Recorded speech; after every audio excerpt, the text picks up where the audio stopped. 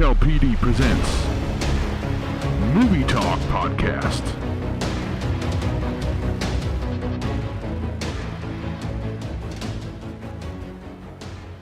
Hello, welcome to the 2Sweet movie show. It's Thursday the 25th of October. Now today I thought I'd talk about Halloween, which is the new not reboot, but I think it follows the original franchise. So let's take a look. Trick or treat! So my house is here. Which one should we go to? They're all spooky. I'm gonna pick that one over on across the street. Yeah, do you? Oh, what the? Hey! Sorry about that. Sorry.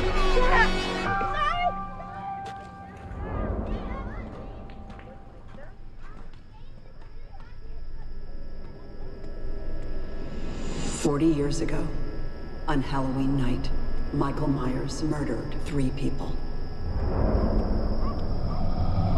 After that horrific night, he was sent back to the institution in captivity.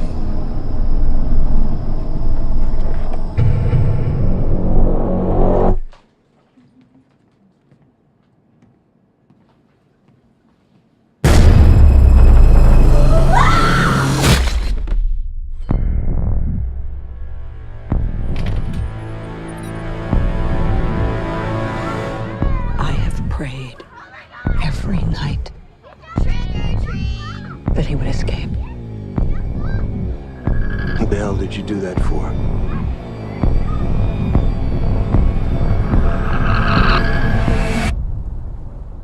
So I can kill him. The bus crashed. Michael Myers escaped. He'll return to Haddonfield, his home. I need to protect my family. You have no security system, Karen. Mom, you need help. Evil is real.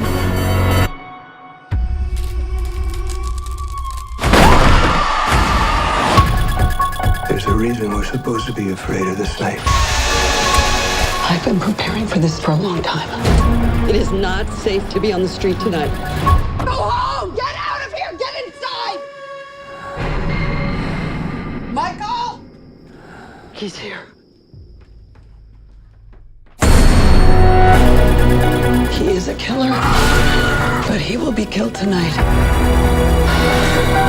Happy Halloween, Michael.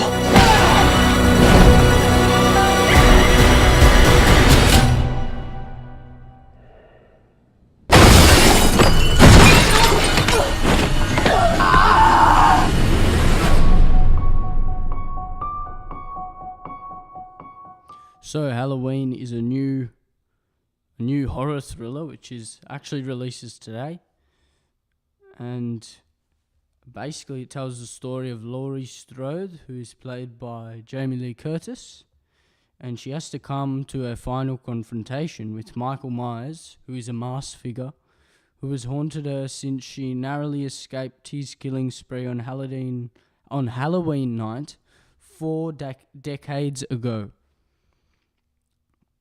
That's basically the story of Halloween. Now, I think we have a couple of famous faces here. Our most famous face would be Jamie Lee Curtis. Now, apparently she was actually in the original Halloween. Now, I haven't seen that. I think she was. But she's most known for True Lies. I've seen that with Arnie. And she's been in that series Scream Queens on 11. Some other famous faces. You've got Andy Matichak.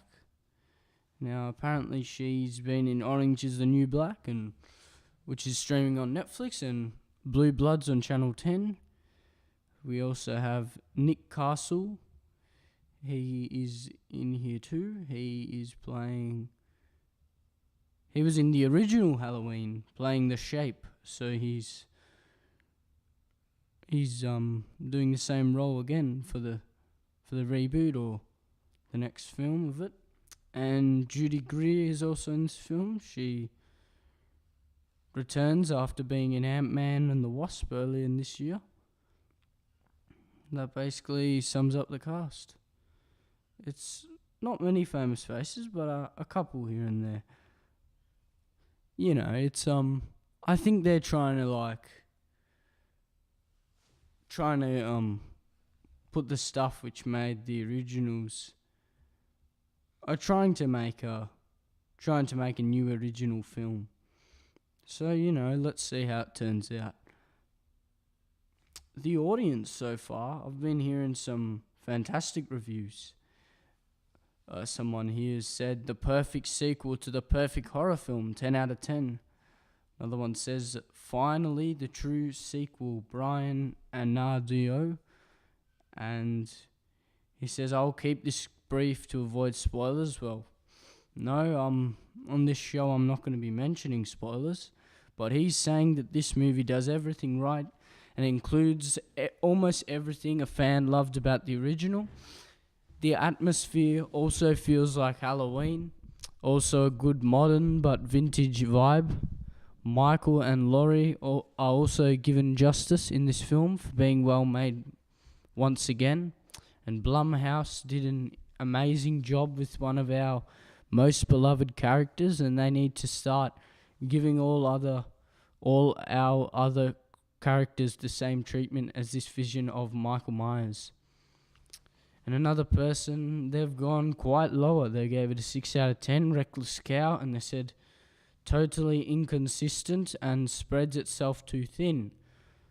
For starters, I'm a huge Halloween buff, so I was anticipating this recollaboration since it was announced.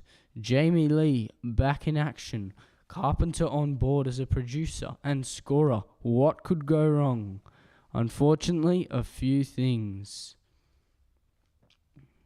So, and then he said there's fun to be had here, no doubt, but the overall product is a strange mishmash of ideas and genres, like putting multiple kids' breakfast cereals into one bowl.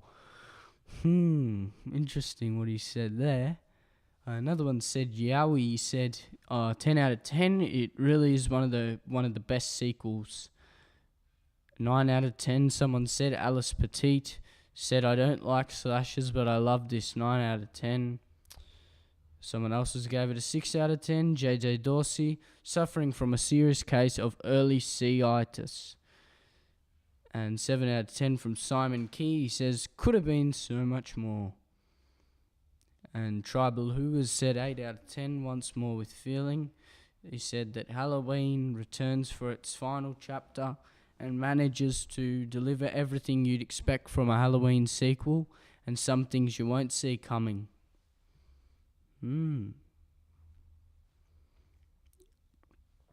And Blue Boy 2124 has said it was time for a Halloween movie like this.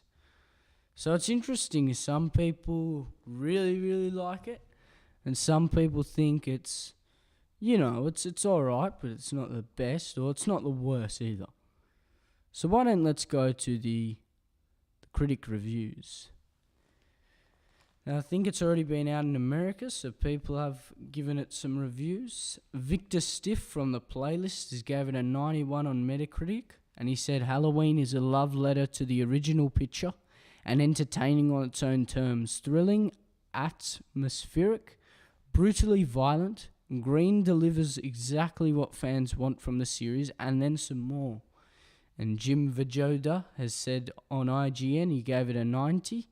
And he said, while no entry in the franchise has surpassed the original film, this Halloween sequel is truly a cut above the rest and a great piece of horror entertainment even for those unfamiliar with the series. And Leah Greenblatt on Entertainment Weekly has said she gave it an 83, my mistake, and she said that long live Michael Myers, so maybe someone can finally kill him in a big, funny, scary, squishy, super meta sequel that brings it all back to the iconic 1978 original. And John DeFore has gave it an 80, and he said, he's on the Hollywood Reporter, and he said the picture has a good shock or two up its sleeve before getting to Laurie's armed, booby-trapped home, and once it's there, it surprises us again. And let's finish it off with Variety. Peter DeBruge has said, by contemporary horror standards, The original Halloween was actually quite tame, featuring just 5 human deaths, whereas this one more than triples the body count, and it does so with style, borrowing several of Carpenter's classic devices before getting into the more prosthetic, heavy mayhem that follows. So to see that review, I think that, some people have, in the critics, I think that someone like, almost really likes it, and then another person was like, yeah, it's good, like, I'd totally watch it again, and then someone else was like, it could have been better, but I still had a great time. So, that's basically Halloween. Jamie Lee Curtis, I have seen some of her films before, but I'm not sure if I'll see this actually. I might see it at home, might see it at the movies. Haven't really made up my mind yet, but so, let's go to my thoughts. I mean, I have never seen any of the original Halloween films. I know they've made apparently 8 of them. And I'm sure some of them were direct-to-DVD flops and failures, but apparently this one's quite good, according to reviews. Not a massive horror movie fan, not a massive horror genre myself. Like, I'm not really a massive horror fan in movies, but I've watched some of them at time to time, and some of them are really good, some of them are really bad, some of them are average. It really depends, but it's not my favourite genre, I'm basically trying to say. I mean, I think they'll do justice to it. It's directed by David Gordon Green, and he has gave us some interesting things in the past. I mean, last year he gave us Stronger with Jake Gyllenhaal, and that one was actually, no, I didn't see it, but it also had Miranda Richardson and I think a couple of other people. I'm really sure, but it wasn't that popular, to be honest. But it was about the Boston bombings, and apparently it was quite interesting. He's also directed Pineapple Express, Your Highness, and Joe, which is a crime drama. So to go from crime to horror, it's quite a transition. It'll be interesting to see how he pulls off. And he's also wrote the screenplay, David Gordon Green, and even the comedian who starred in Pineapple Express, he actually wrote the screenplay for the new Halloween reboots. That's interesting. I really didn't know that. So, I might see it, I might not, Not really sure. To conclude here, I think I've seen some of the trailers, and, it looks thrilling, it looks horror, but it looks like it could really scare the shit out of you.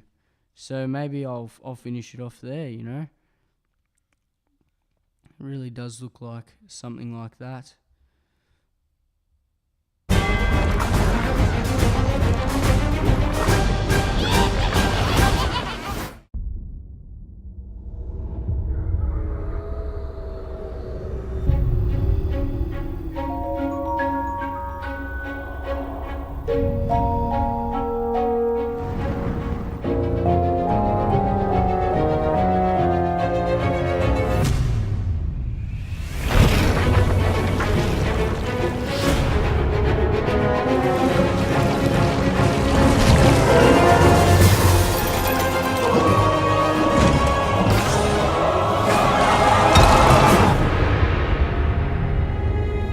Starting to look like Halloween around here.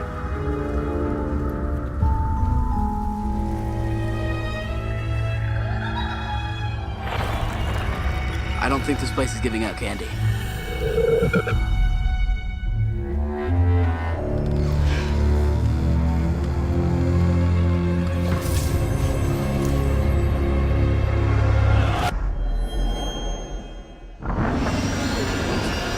Haunted Halloween.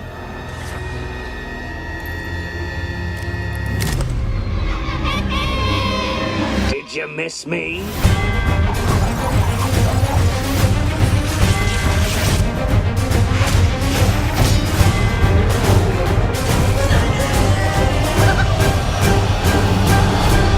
You discovered a walking, talking dummy and you didn't tell me? Okay, well, he seemed like a really nice guy at the start.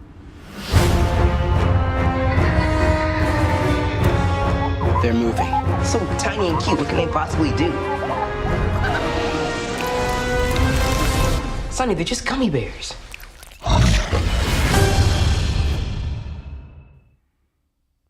So now let's talk about Goosebumps 2 Haunted Halloween. Now this is basically a movie about two young friends. They basically find a magic book that brings a ventriloquist dummy to life. So pretty simple story there. In this film, it is basically that, and the actors in here. Well, I think we have a few famous faces. It's disappointed to see that Jack Black's been taken off the main lead role and he's an uncredited cameo here, so it'll be good to see him. He plays R.L. Stein. But to be honest, he could have had a bit too much on his plate at the moment. You know, he was been in The House with Clocks in the Wall, he's been in Jumanji. He could have been in a couple of other things. Can't really remember, but... So here you've got Wendy McClendon Cavoy as the main character. And basically I probably know her the most on the Goldbergs.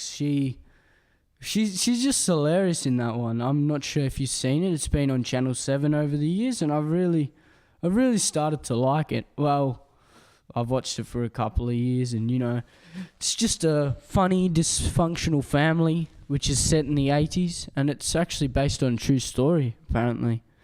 So yeah, they always show classic clips of the real family in the end credits, and I've seen her in Blended and Bridesmaids, so she's a funny person. The other actress in here, we've got Madison Eisman. Apparently, she plays one of the child characters in here. So she's probably most known for Jumanji Welcome to the Jungle. She played young Bethany, which I think was the character of Jack Black, because if you haven't seen it, she actually turns into Jack Black. It's quite funny, but you know, it's just was a funny type of thing about that. So yeah, you've also got Jeremy Ray Taylor here. He's most known for It, where he played Ben Hanscom. Now, I did not see that last year, but it made a ton of money at the box office. It was an absolute smash hit. He's also been in Geostorm, by the way, but he was uncredited, and he played Emmett. Another famous face here, we've got Ken Jeong. Now, you know him most known for The Hangover, but recently he had a role in Crazy Rich Asians. He was quite funny at times. You got to admit he is quite hilarious there, and he's most known for Community, the TV series, and a couple of other things like Dr. Ken, which is now on 7 Flicks, by the way. I think I have seen it a couple of times, but not that many, to be honest. So that basically sums up the actors. There's not really many famous names which you'll recognise here. So why don't let's go to the audience, because I'll be interested to see what they're thinking of this actually.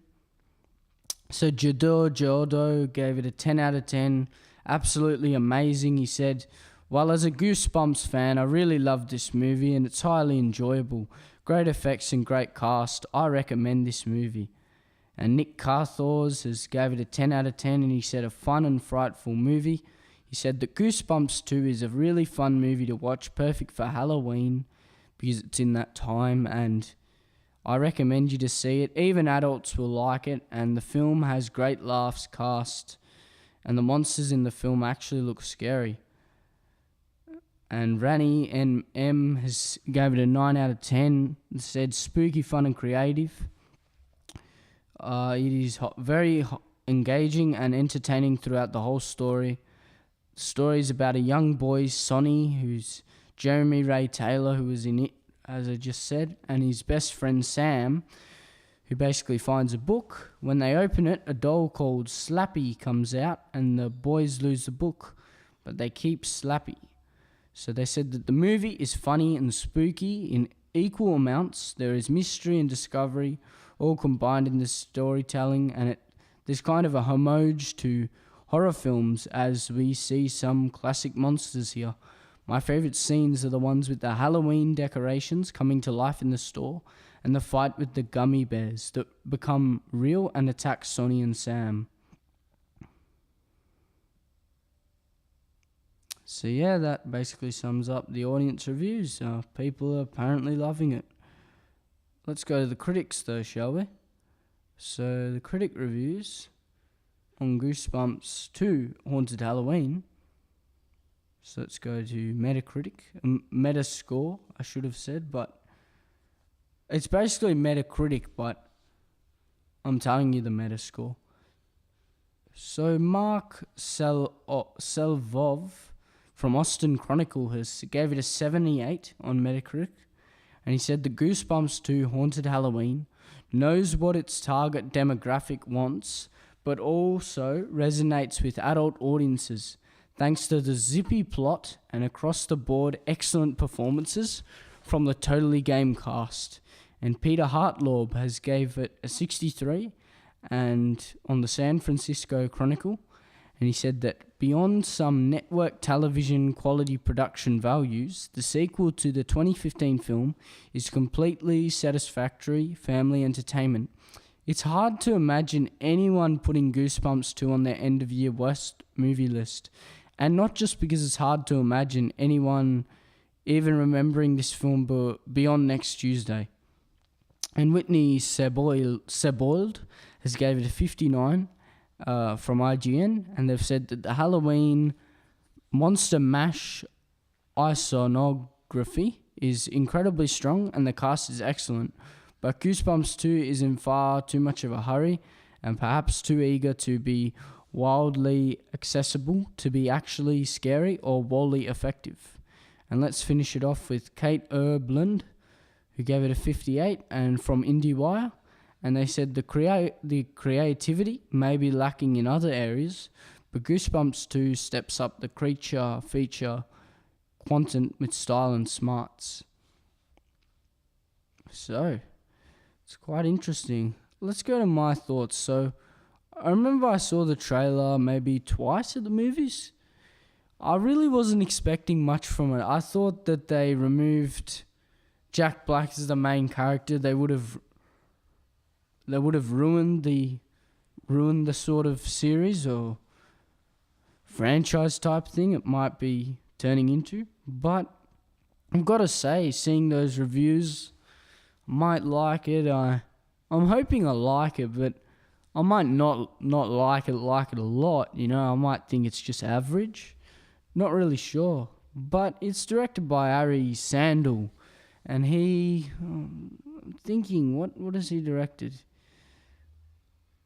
So he actually directed the Netflix film this year, When We First Met. Now, I haven't actually seen that yet, but considering it's got Alexandra Daddario from Baywatch, San Andreas, you know, I wouldn't mind seeing it actually. I'm hoping to see it eventually, and many people did enjoy it, but critics didn't really like it. It really was mixed. And it also starred Adam Devine from Workaholics, which is a series. They've showed it on ABC a couple of times, and probably the most popular film which the director directed before Goosebumps would be The Duff, with Mae Witham and Bella Thorne and Alison Janney. I have seen it, and it's basically one of those high school comedies, and it actually was quite funny, but don't expect much from it. It's not the best film, but it was likeable. So Rob Lieber, he wrote the screenplay for this. He wrote the story and screenplay for Peter Rabbit earlier this year, which I actually did enjoy. I thought it was quite funny. And he's actually wrote the story and screenplay for Alexandra and the Terrible, Horrible, No Good, Very Bad Day. That was okay, but it was sort of memorable, but it wasn't the best, to be honest. But, it'll be interesting to see how it turns out. My conclusion here, I wasn't expecting much from it, but I hope to have a fun time at the movies. I might be seeing this, or I might wait till the kids flick, the $5 kids flick at Village. Not sure if it's worth spending, $15 here, but, it could actually be worth it, and it could prove me wrong. I could actually have a fantastic time with Goosebumps. So, time to talk about another film. Let's take a look at Beautiful Boy. When I tried it, I felt better than I ever had, so I just kept on doing it.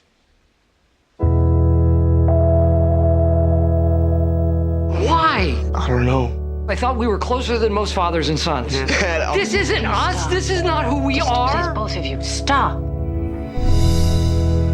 There are moments that I look at him and I wonder who he is. How's our boy, David? I'm not giving up now. Never. It's you. You always gotta be controlling everything. It doesn't make any sense. You're controlling me right now! It's you. Let us help you. I don't want your help. Don't you understand that? I had such grand plans. He'd graduate from college, do something amazing. And now I just want him to not die. Who are you, Nick? This is me, Dad. Here, this is who I am. If you could take all the words in the language, it still wouldn't describe how much I love you. I love you more than everything. I'm really sorry, Dad.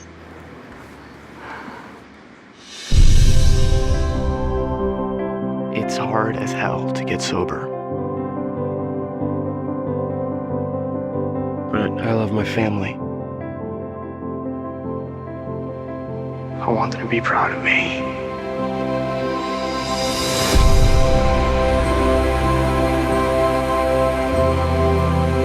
I understand how scared you are. It'll pass, though. It always does.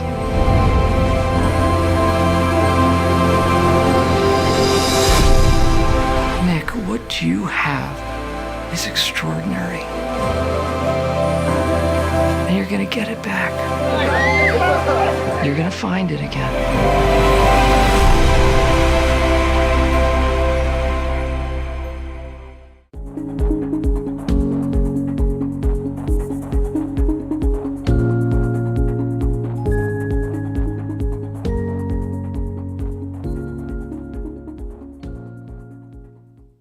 So Beautiful Boy, it tells a story. Apparently it's based on the best-selling pair of memoirs from father and son David and Nick Sheriff. And it's a heartbreaking and inspiring experience of survival, relapse, and recovery in a family coping with addiction over many years. Now, I think that basically sums up the story. Well, why don't we get into the actors? Now, by the way, if I didn't mention before, Goosebumps actually releases today, but it was in advanced screenings last week.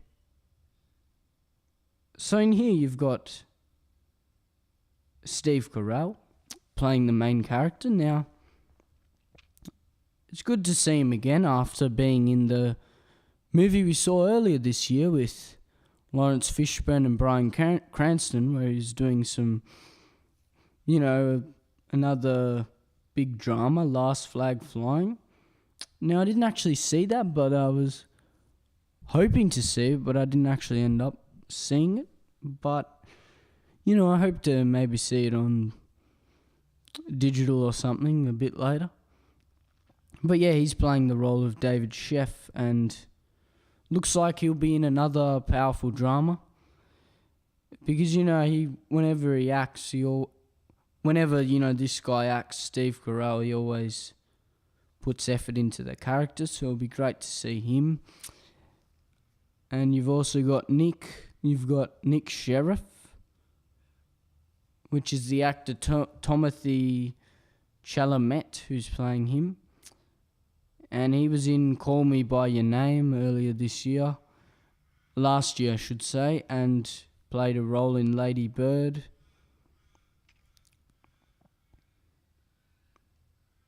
You've also got Caitlin Dever, who plays Lauren.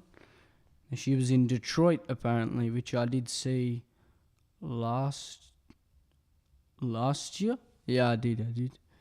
And she was in Men, Women and Children. You've got Maura Cherney in here. She was an actress on ER. She's been acting on the series The Affair, which is streaming on Stan. Also The Good Wife. That basically sums up the cast of this. And the audience, well, I think hasn't been released in Australia till today. But I think it's been already released in the States, so let's see what people think about it. So Mr. Bickle the Pickle has gave it 8 out of 10, and he said, because it's a long way to go and a hard way to hoe. This film is based off the memoir by David Sheff, played by Steve Carell, and Nick Sheff, played by Timothy Chalamet. And it follows a father who's desperately trying to help his son and slowly coming to the terms that maybe he can't. So he said, I quite liked the film, and I also thought the soundtrack was on point. I think you will see this film pop up during awards season, maybe Best Picture, Best Adapted Screenplay, but I think definitely for Timothy and Steve, it would be criminal if they weren't there. And another thing I want to note is that about halfway through the credits, there is a voiceover done by Timothy where he's reading out a poem. So that might be something worth to stick for. So Carl Kenny to Watson has gave it a 9 out of 10. He said that a lost soul who fails to meet expectations. Basically says that this is a journey of a son and father trying to cultivate their relationship when one expects and neglects to see what is in front of them. A son who is in need of acceptance, a son that incapacitates the characteristics of a lost soul. This movie portrays the epitome of what is happening in our minds of youth in this dire generation, a masterpiece that was brought to life. And let's finish it off with Coral419, who said, Beautiful Boy is a powerful movie going experience, and one that is hard to get out of your head. So, big things here. Let's go to the critics, shall we? So Metacritic, Fornal Halligan has gave it an 80 from Screen International and said, strong committed performances in the upsetting ring of reality anchor, a highly personal film which cycles through addiction, relapse and rehab in an episodic way, each high as inevitable as the low which follows. And Owen Glebenman from Variety has gave it an 80 and said, Beautiful Boy, made by the Belgian director Felix van Goringen, from a script of Luke Davies, is scrumptious and tenderly wounding, a drama that seizes and holds you. And Eric Cohn from IndieWire has said, Chalamet, a heartthrob unafraid to tackle unglamorous material, so embodies the tragic struggles of a drug-addled young man, and it's a wonder he made it through the production, while Carol's melancholic eyes absorb every detail. It's a haunting two-hander that allows their talent to tower over everything else.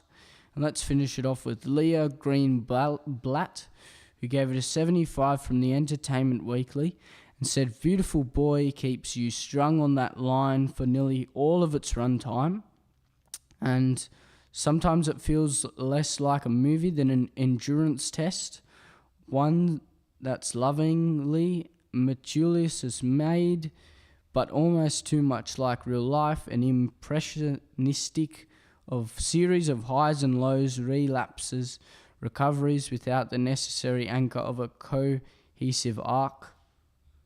So, reading those reviews, it just sort of makes you emotional, It looks like a really heartwarming drama, or really emotional drama or something.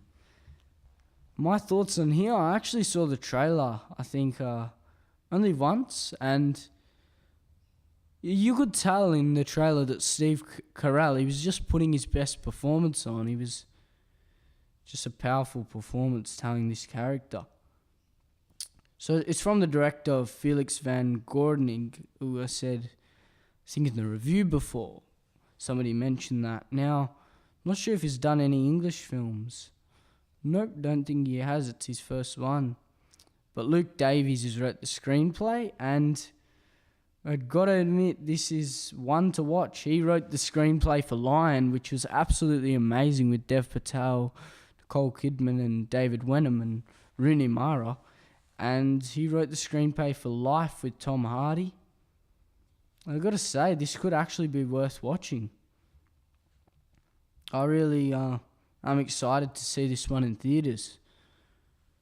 So just concluding on that, I've got to admit that Steve Carell, he does everything. He does, there's dramatic films, he does comedies, he's done some action things before, but it really looks like he's put it into character and really told the story of a real life person.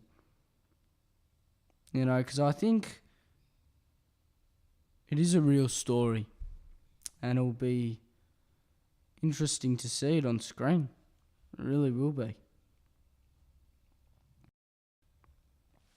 So let's take a look at 1%.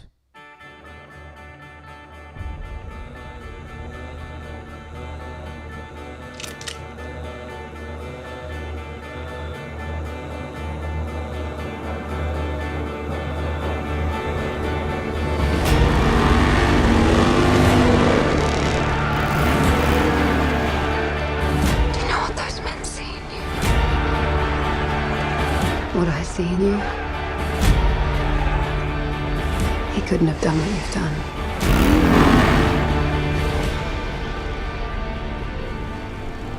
You need to take charge as soon as you get out. I am in charge. I don't trust him. He gets out after 3 years and we just hand everything over to him? I'm back. You asked me to look after things, and I've done what you asked. Things are different now. Things aren't different out here, not while I'm involved. You listen to me. We've worked too hard to get to where we are. We're not giving that up. Show him you're the president and do it so the man can see it. I'm the president, me! You're with me or you're not! You are not the sort of man that walks away from anything. Kill him.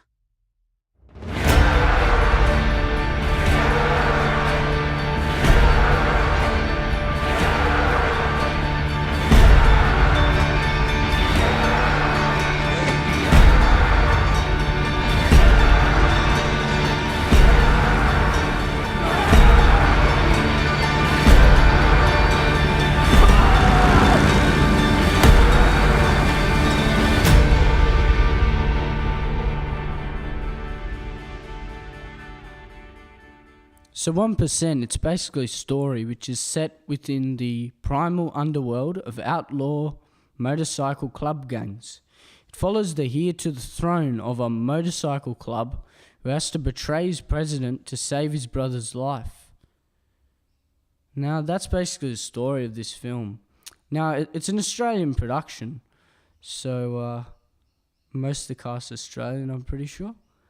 So first we've got Abby Lee, and she's been in quite memorable things. She's an actress in Melbourne, actually.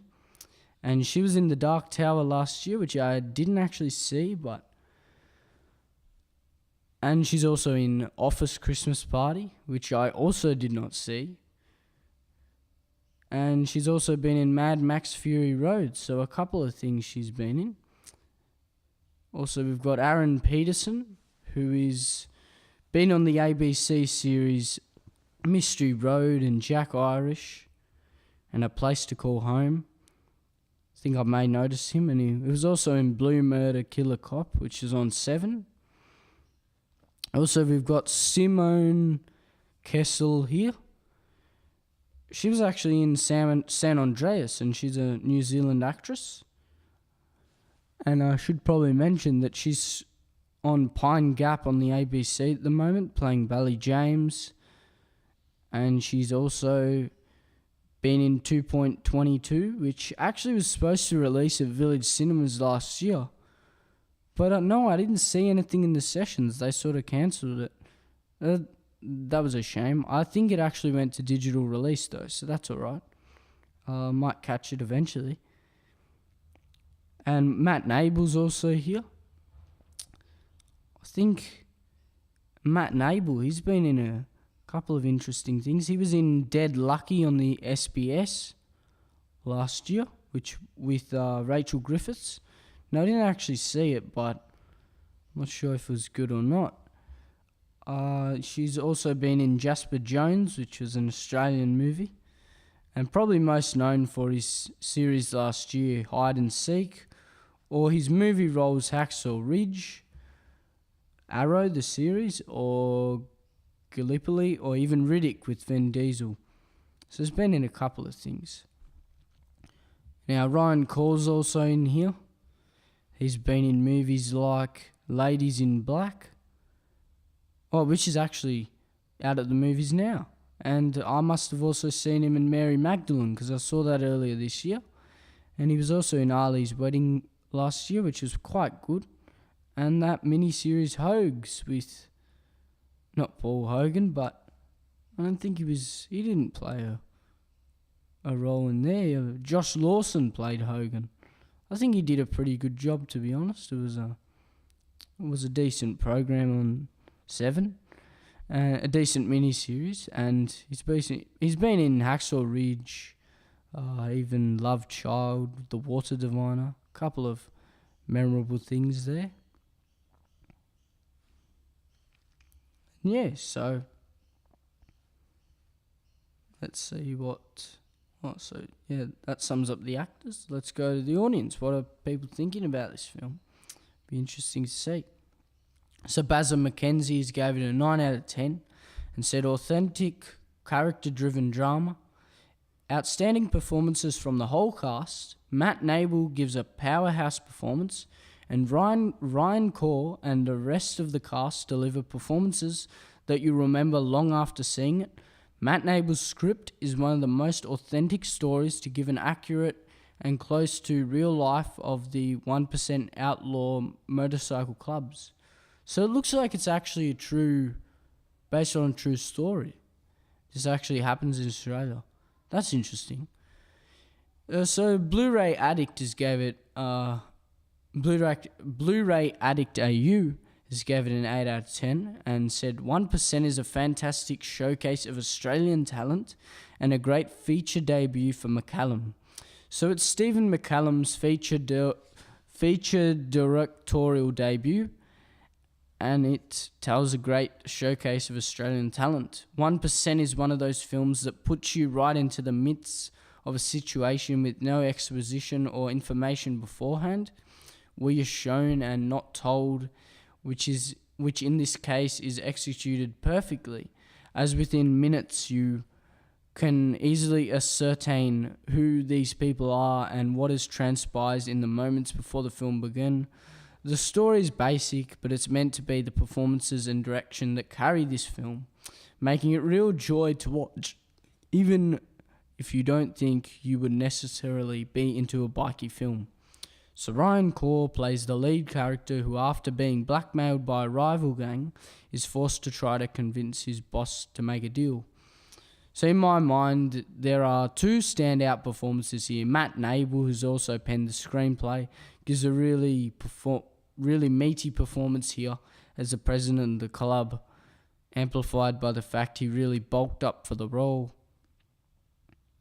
The other fantastic performance here would have to be Aaron Peterson, who plays the leader of the rival bikie gang as the unstable, utterly insane character, and is by far my favourite performance in this film, even though he has a fairly limited screen time.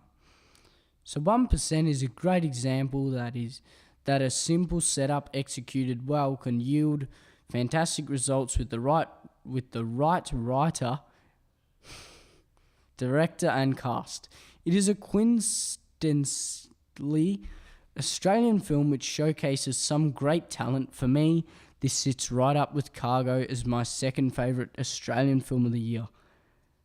So Icon Films must have provided him with the screener for the review, so that's very, very good. It's exciting. My thoughts, to be honest, I don't really know much about bikie gangs in Australia. So it'll be interesting to see it, actually. I wouldn't mind seeing it, and apparently, it has a great cast, and I've seen most of those actors in TV shows on networks here, so it'll be great to see them again, and I've seen them in a couple of movies, so yeah, I wouldn't mind seeing this at all, really. Okay, so let's take a look at An Interview with God. When I hear people say, I lost faith, I picture them giving up. It wasn't like that for me.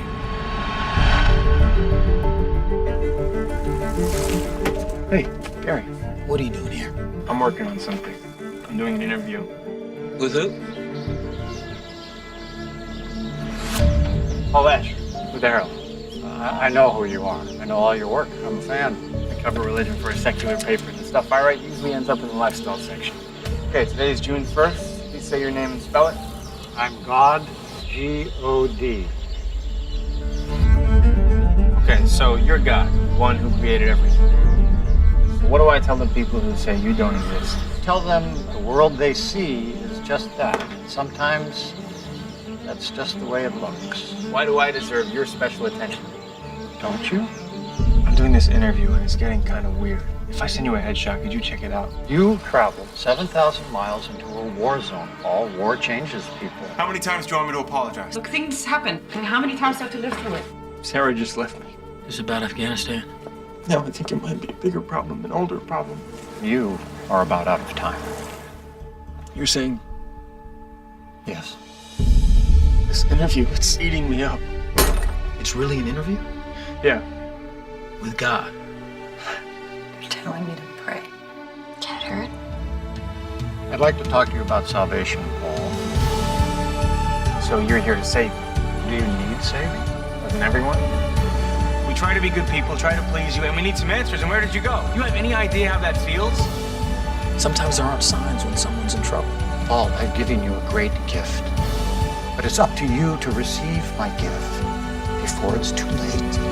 Your life is not an audition for the afterlife. I don't even know why I agreed to this. Who are you? You know who I am. Interview with God. I love it. You're kidding. About time God made the front page. You disagree?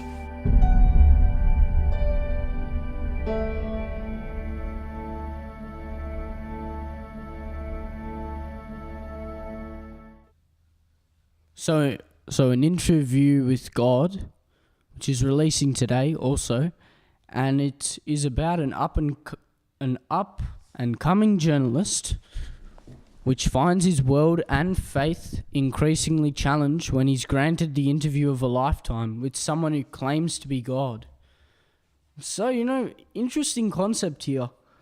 Maybe I should mention that there's many things coming out about God recently, like just God in general. Like, I know I've been seeing the ads on Channel 7 at the moment. There's a new series called God Who Friended Me, which is apparently really popular in America.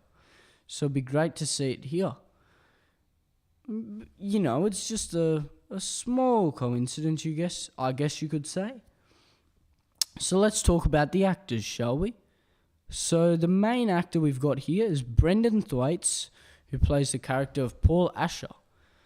Now, he's actually an Australian actor, and I haven't seen him in a while, I don't think. The probably last time I would have seen him in was Pirates of the Caribbean, Dead Men Tell No Tales. So he hasn't really had a big role since then, where he played Henry Turner. To be honest, I think it'll be good to see him back. See him back on the big screen. We've got also David Strathairn here playing the Man. Now he's an American actor, and he's been in a couple of memorable things. Probably the series Billions on Stan would probably be one of his best things, and even the series The Blacklist, which is on Channel 7. And he's been in the second best Exotic Marigold Hotel, also Godzilla, Lincoln, and even The Bourne Ultimatum and The Bourne Legacy. So he's been in a couple of things, but I don't really recognise him. Also, you've got Yael Groblas playing the female lead here. Now, she's an American actress, and I'm not sure if I've seen her anywhere, but she's most known for her series Jane the Virgin, which is streamed on 11 here, which is shown on 11 here, but I think it streams on Netflix.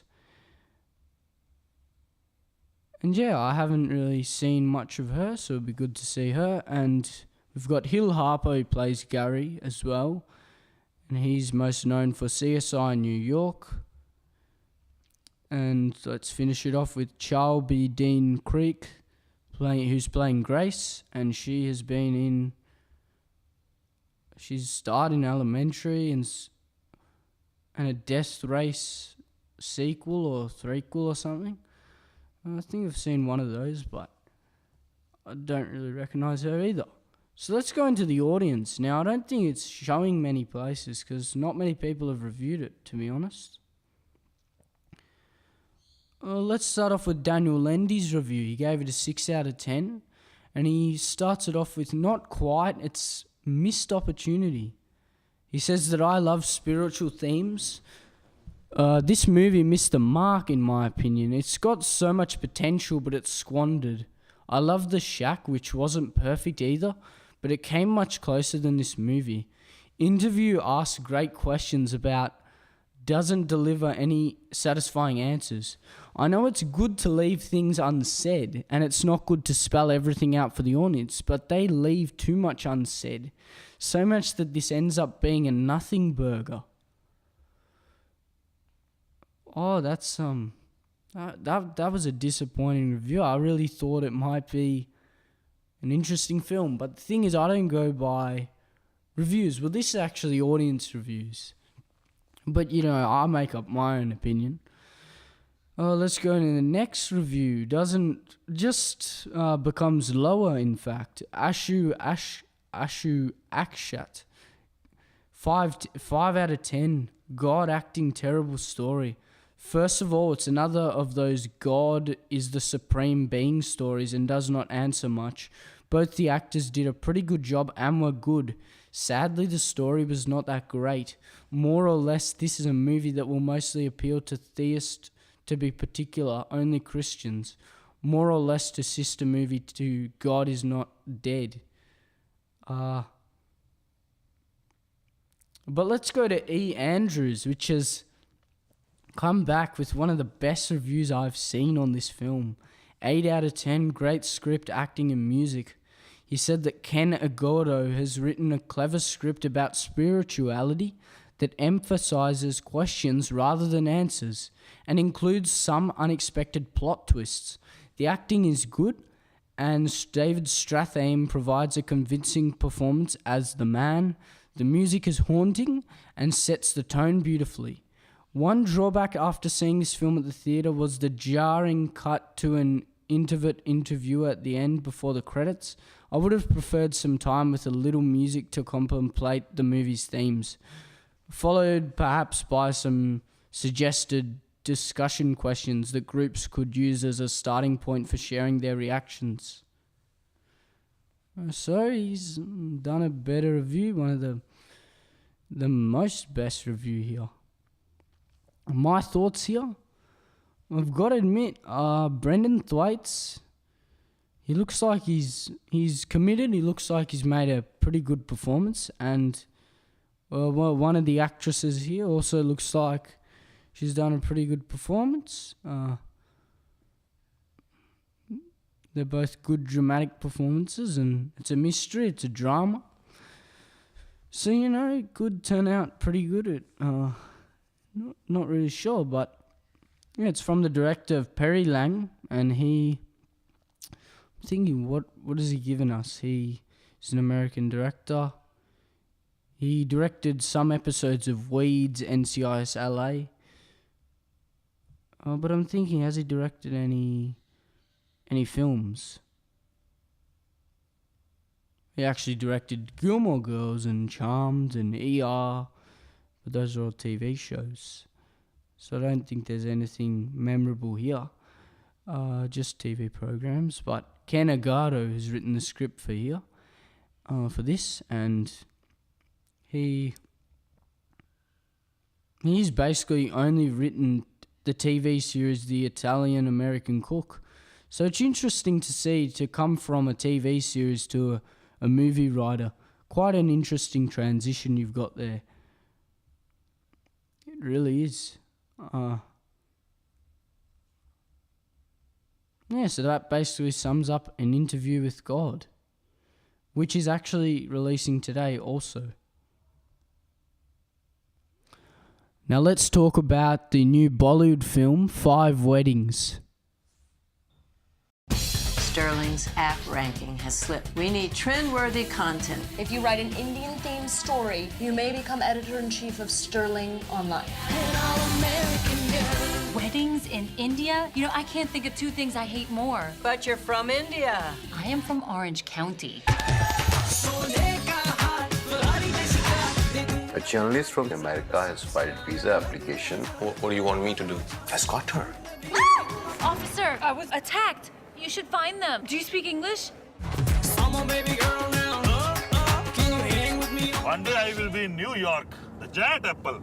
Oh no, it's Big Apple. The size does not matter, Madam Ji.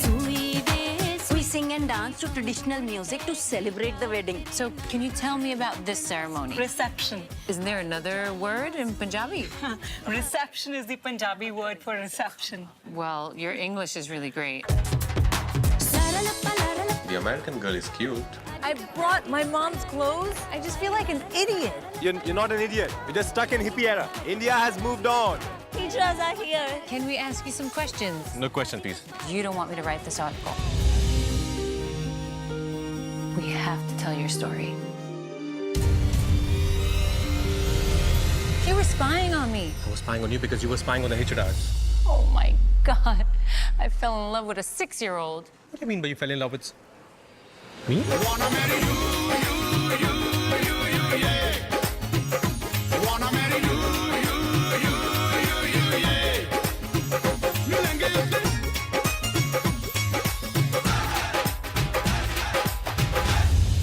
I'm coming home. Why? What happened? I'm gonna rename this article 4 Weddings and a Screw Over.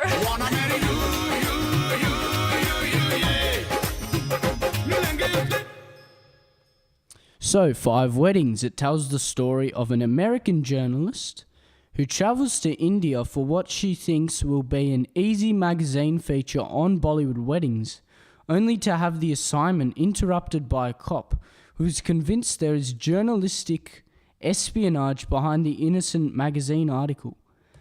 As the coverage of Bollywood weddings unfolds, so does a colourful mosaic of lost loves and culture clashes, along the heartfelt journey of life symbolised by the universal ups and downs of a wedding celebration. So I've got to admit, I have seen the trailer a couple of times. No, I didn't see it at the movies, but I did see the trailer on YouTube, by the way. So that basically sums up the story. Let's go to the actors. So we've got Nagris Fakiri, who is a famous Bollywood actress, and she actually was in the Hollywood film Spy with Melissa McCarthy. Oh, and I didn't really notice her there, but then I rewatched it, and then I'm like, damn, that's that Bollywood actress which I saw from there. So, it's pretty interesting. To be honest, I most know her from Banjo. She hasn't really done a film role in about, like a main lead in about maybe 2 years. That was the one with Ritesh Deshmukh, and it was about a banjo player who seeks fame, success, and respect. There was more to that story as well, and, it was an interesting watch, but it could have been better also. She's also been in Dishum, Houseful 3, Azar, and she played a cameo in Kick with Salman Khan. Now, I've got to admit, in the promo, she seems to have put a pretty committed performance and a pretty interesting performance as Nagris, as Shania Dhaliwal, I should say. That's her character name. And also, we've got Raj Kumar Rao here. And I've got to admit, I'm excited to see him again. Anything for this guy, man. They actually said that they're making a sequel to Stree, which just makes me so happy. Stree, I saw it probably maybe, was it like last month or maybe a month and a half ago? It really is worth watching. I'd give it a 10, and it tells the story of... So Stree, it tells the story. I would give it a 10. And it tells the story of basically this woman. She basically abducts men in the night and only leaves their clothes behind. Maybe I don't think I mentioned this here yet. Did I review it? But hopefully maybe when it comes out on digital, I'll give you a review on Stree. But now on to 4 weddings, because 5 weddings, which we're talking about now. Now, because I'm talking about Stree, he was actually the main lead, so it'll be great to see him back in 5 weddings. He's been in other things this year, like Fanny Khan with Anil Kapoor and Aishwarya Rai, and even Love Sonia. He really is a quite popular actor, Raj Kumar Rao. Also, some famous American actors here. Actresses here, I should say. We've got Bo Derek. She's been in the Sharknado movie, apparently. And Candy Clark. Well, she was in Zodiac. Twin Peaks, Criminal Minds. A couple of other things, I think. Yes, that basically sums up the cast. Now, I think the audience, it's hard to give a review for this because it actually releases today. It's interesting to see a Bollywood film releasing on Thursday. They normally release on Friday. But I guess you could say it is an American production because it's an Indian and American production, but it's a Bollywood film. So there was one review here which was written yesterday.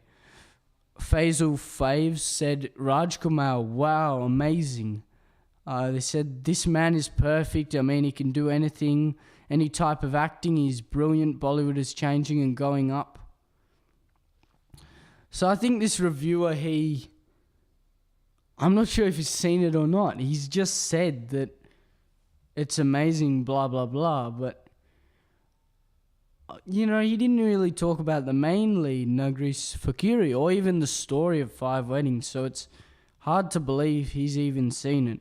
But don't get me wrong, he could have. I'm not trying to, I'm not interfering with that. But, it really does look like an interesting film, 5 weddings. My thoughts, it's showing Indian weddings. Raj Kumar Rao, he's he always puts on a committed performance, and always great to see Nagris again. I'd admit it really will pull it off. I think the trailer really is interesting, and it's from the director Namrat Singh Gujral, who I think has directed not many memorable things actually, but Denise Cruz Castino has wrote the screenplay for this, and she wrote the screenplay for Imaginary Friend, and Andy Glickman has worked on the screenplay of here, and he's worked on the series Mad About You. So yeah, that's what I mean. They've got a lot of American people on board on this. It'll be interesting to see how it turns out, and I'm hoping all the best to Rajkumar Rao and Nagris Fakiri. So now let's finish it off with Bazaar. शकुन यार, एक advice दे रहा हूँ, धीरे दौड़, जिंदगी एक marathon है, कोई 100 मीटर स्प्रिंट नहीं। वर्ल्ड बेस्ट मैराथन रनर का नाम बता। और 100 meter champion Usain Bolt. Correct. Marathon में दौड़ने वालों को कोई याद नहीं रखता दीपू। मैं हूँ रिजवान अहमद, इलाहाबाद यूनिवर्सिटी का लौंडा। शकुन कोठारी के साथ काम करना, बड़ा आदमी बनना मेरा सपना है। इस कमरे में ये कॉफी बेच के दिखा, ये कॉफी बेच के दिखा और जॉब ले ले। बेचती सर, खुद को। हम यहाँ स्ट्रगल करने नहीं, सेटल होने आए। टीम के हर नए खिलाड़ी के लिए एक सीनियर खिलाड़ी उसका खुदा होता है। शकुन कोठारी मेरा खुदा। हार और जीत में एक ही फर्क होता है, भूख। मुझे सिर्फ प्रॉफिट में इंटरेस्ट है। नोट का मालिक बनने के लिए उसे कमाना पड़ता है। पैसा उसका जो धंधा जानता हो, और मैं हूं धंधो नो गंदो छोकरो। मन वचन अनिकाय थी, मिच्चा में दुखड़म। शकुन अगर चांस नहीं देगा तो क्या होगा? मैं दे रही हूँ ना चांस। मैं मुंबई आपके साथ काम करने आया था। छोकरो होशियार छे। Welcome to Mumbai Rizwan Ahmad.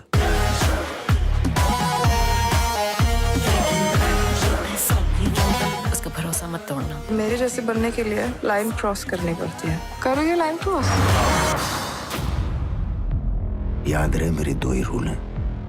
Rule number 1, मेरा पैसा कभी खोना नहीं, और रूल नंबर 2, रूल नंबर 1 कभी भूलना नहीं।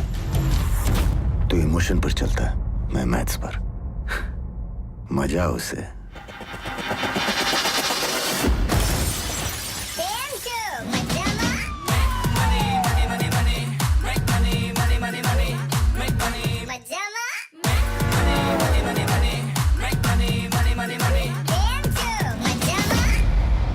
इस देश को वही 5-7 फैमिलीज चला रही हैं।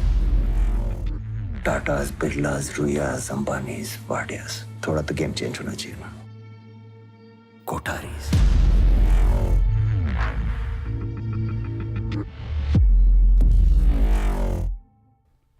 So Bazaar, it basically tells the story of Mumbai's city life and its dangerous world of stock trading, I should say.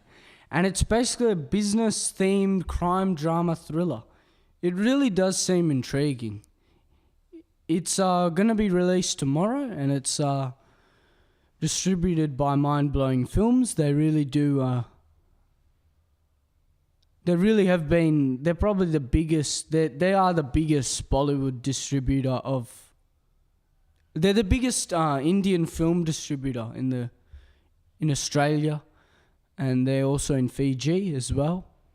So they do hard work there.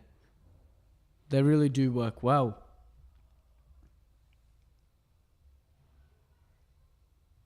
Now the main actor we've got here is Saif Ali Khan.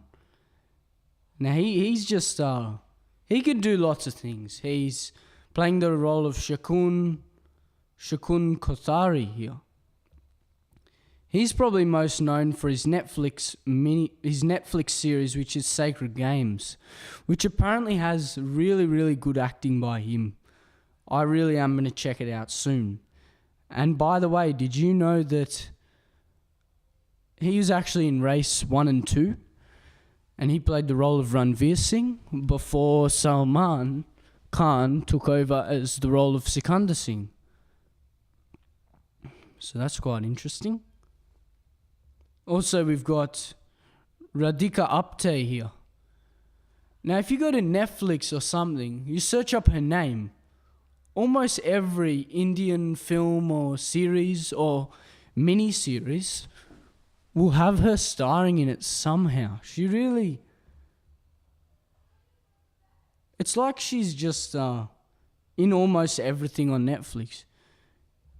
You know, like Gul, Sacred Games, Lust Stories, Padman, to mention a few. She really is an actress who's doing a lot lately. It would be great to see her in Bazaar. And we've got Rohan Vinod Mehra playing the role of Rizwan Ahmed here. It's his second film, so it'll be interesting to see how he plays it on screen. It looks like by the trailer, he really does pull it off here. He was in the film An Incomplete Tune. And we've also got Chit Rangda Singh playing Mandira Kothari. And she was in Gabba Is Back, and she was also in Sahab Biwi or Gangster 3, which was also released by Mind Blowing Films. So it'll be interesting to see how it turns out. I really am excited for Bazaar. Sorry, my apologies. And my thoughts, it really looks like a film about, money, billionaires, fast cars, the stock market, business and trading and everything, stocks.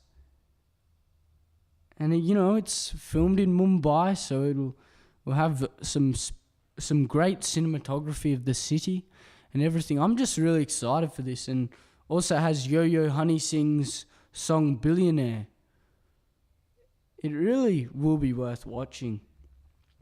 That basically sums up Billionaire. That basically sums up Bazaar. So I know I've had quite a long show here today, but next week you'll probably see me talk about Bohemian Rhapsody, which comes out on the 1st of November, and there's also The Girl in the Spider's Web coming out on the 8th of November, and we've got Hunter Killer coming out next week. So I'll see you next week for 2Sweet movie reviews.